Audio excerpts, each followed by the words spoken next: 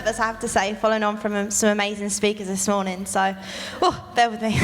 Excuse me, you're nervous when you do all you do, or is it that whole thing just when you're in your own world of the pool, then all of a sudden you just focus in that way? Yeah, I mean, yeah, exactly as you say. I just get on with my swimming and sort of take it in my stride, and you don't really get a chance to reflect when you do sport because it's just, you're part of a cycle, it's one year to the next. And I'm sitting here listening to other people's stories and I'm like, oh my gosh, this is really cool. Like, what a cool family to be part of, that we've all got these differences, but we're all owning them in our own way. So we heard from Sam about her midwifery, and we also heard from a Reach mum as well, which is fantastic. I've never heard from a Reach mum before, so yeah, thanks for that, Amy. And actually, I was just talking to Claire and David, who are going to be joining us in a few moments, and one of the things that when we come to Paralympics, London 2012 was just transformational, I think, for many people in their minds. When you were growing up, the whole thing of the Paralympics wasn't quite so high profile. So what gave you that impetus to actually think, you know what, I can do this? So, growing up, I've always had that approach that there's no such word as can't. I think the worst phrase you can say to a person, especially with any difference at all, is you can't do something, because I think the majority of us will turn around and say, actually, I can do it, and I can do it twice as well as you can. So I've always had that kind of approach to things, and it was actually the Beijing Paralympics. I was 10 years old. I was watching it on TV with my mum and dad, and I don't know how many of you know Ellie Simmons. She's pretty much the face of Paralympic swimming, and she's a brilliant girl. So I saw her at 13 and she was winning all these gold medals, and I stood there in front of my TV and I just turned around and said, I'm going to do that, I'm going to do that. How much swimming were you doing before that? I wasn't. Really? Yeah. I'd only learnt to swim, and I was actually doing Irish dancing at the time, so when I say I didn't mean to do it, I really didn't. And so at least you had strong legs. Yeah, I mean, I don't really have a choice, do I? So I did. Yeah, I watched Ellie, and like I said, turned around, and then I started getting to my swimming lessons again. Got talent spotted a few months later, and did not like being told what to do in the pool, but sort of had to learn that this is a big part of life. You have to do as you're told. In any case, did that sort of, and when I say it was a whirlwind, I mean I went to my first international competition in Berlin in 2011, qualified for the Paralympics in 2012, World Champion 2013, Europeans 2014. Like, it is such, as I mentioned earlier, you get caught up in it all, but it's been an amazing journey so far. We just had a question in on Slido, and I think this is actually a really pertinent question, because I think it's every parent's, it's always in the back of their mind about the reaction you get by having a difference. How did you deal with people, noticing the difference? We heard earlier on about the comments and so on. Yeah. And I love that sort of the analogy of sticks and stones and so on. Bullying is something that exists in schools irrespective of difference. Tell us maybe a little bit about your experiences and how you dealt with that. So I'd say overall I've had a really, really mixed bag. I did have a little period of bullying when I was in about year 2 in school, and I think it's at that age where you're starting to appreciate people's differences anyway, and it just so happened that there was a girl who picked up that I only had one hand, and I mean by this point I hadn't tied my own shoelaces, so that put me aside from the crowd a little bit. But I went home, I spoke to my mum, and my mum said, like, you've got one hand, and they've actually noticed it. That's something that makes you different. And I still remember it now. She says, why would you want to be a carbon copy of everyone else? Why would you want to be exactly the same? We're all sitting in here in the room now, and no two of us are identical. So that's always been my approach. And that's actually the only sort of dealings I've had with bullying at all.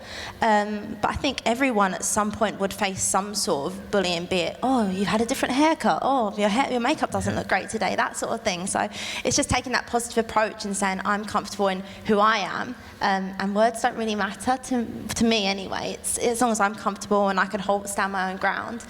And one of the great things about an event like this is that everyone will share their own experiences, which will all be completely different. Yeah, definitely. And someone will hopefully then find something that works for them. We've got another question about, when you started swimming, and this was about a particular thing about their child with buoyancy. But for you, when you started swimming, it's one thing swimming, it's one thing being in the pool, it's something completely different to then get into competition level and so on. How did you go through that process, and did you find any issues with with, you know, with balance or anything like that? I'd say when I first learnt to swim, I found it quite aggravating. Like you said, I could do the basic stuff, so I could like bounce across the pool, bunny hop, like all the other kids could do. I could like hold my breath underwater. But as soon as we started working on things like balance or like using your arms, I used to get so agitated because suddenly kids in my class would be moving up, and I'd be stuck there for a couple of terms. But luckily I had a really good swim teacher who was so caring with me. She really looked after me, and she appreciated that I will be able to do this eventually. I just need that tiny bit of extra care and adjustment. So I actually found that using one of those square floats, learning to swim, helped me a lot, because my swimming teacher worked out that I was only using my good arm to actually work on my strength. So by isolating that, it gave me the chance to work my little arm more. And that's great, because that's exactly the question was, did you have any tips? A square float. Perfect, there you go. Yeah, square float. By the way, is there anybody who wants to ask a question that isn't on Slido? If you do at any stage, just make sure you just wave at me frantically and I'll try and catch your eye if you did want to ask a question. We've got roving mics and things out there. But in the meantime, anybody else, keep on putting your questions up on Slido. We'd love to hear from you.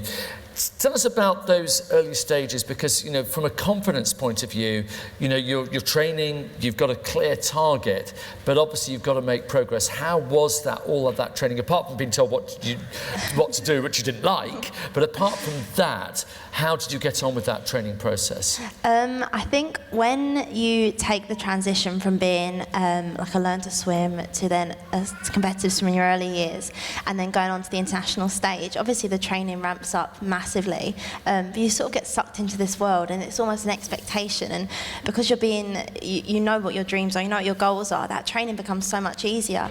But I think the turning point for me in sort of improving my attitude towards the progression and just feeling comfortable with myself was when I started competing in the like disability meets. So you'll hear from Claire later. I remember one of my first meets, I looked up at Claire and I was like, oh my gosh, it's Claire Cashmore. And it was great to be around people like me, because it was the first time in swimming that I'd been on an even playing field, and I was able to prove myself against people exactly like myself. So that's really special to be part of. And as you said, taking that step up, how much do you think it's down to just sheer determination, sheer hard work, and how much to do with talent? See, my opinion changes on this all the time. I do think you definitely have to have that sheer grit and determination about yourself. But I also think equally you need a good support network around you too. Elite sport comes with a lot of highs, a lot of lows, so it's important to have a good coach, friends, family, and also concentrate on yourself and your downtime too. So I've got really great friends that don't ever talk about swimming to me, which is fantastic because I come away from a world of swimming to like a world of like, well, not teenage anymore, but girl gossip and clothes, hair, makeup, that sort of thing. And then I do think there is an aspect of talent and probably a bit of right time, right place as well. If I hadn't given up my Irish dancing that I enjoyed, that I definitely wouldn't be sitting here today being able to talk about my swimming.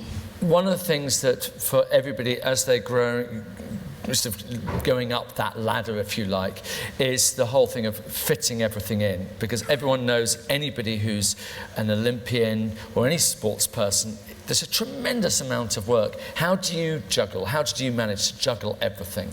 I'd say for me, I'm someone that thrives on pressure. So the fact that I know I have to be quite regimented during my everyday life, it's something that I really enjoy. So at the minute, I'm actually doing an apprenticeship, so I'm working full time. So it means I have training 5:30 till 7:30, quickly dry my hair, throw some clothes on my train to work until 5, and then back to train in the evening.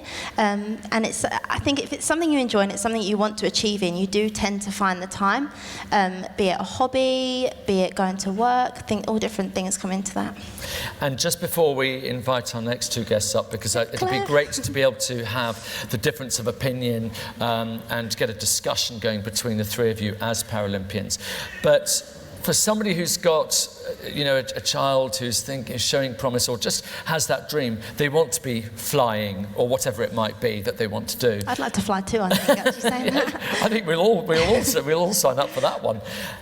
How do you get into the whole thing of competition, within the world of Paralympics? What's the first stage? For me, my mum was actually the first stepping stone. So I said to my mum, look, I want to go to the Paralympics, I want to do this.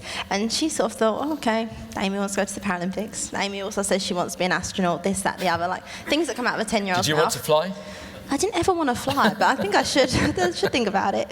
And so my mum got into contact through a regional swim website and found a lady on there called Michelle Weltman, who she was speaking to. Michelle said, just come down for a swim. I'll assess Amy, see how she does, if she likes it, if she wants to come join us monthly to swim, we can do that. And from there, I got put onto a talent program, and then I was on a higher talent program, and I cannot stress to you how much it really, really was a whirlwind. It's only now, and I sit back and talk at these sort of events, I'm like, oh my gosh, there's a lot that's happened in a short amount of time. Well, it's incredible, and it's just such a great story. Congratulations. Oh, thank you. We're going to be joined by the other two, but for the moment, ladies and gentlemen, Amy Marren, one more time. Thank you. Thank you.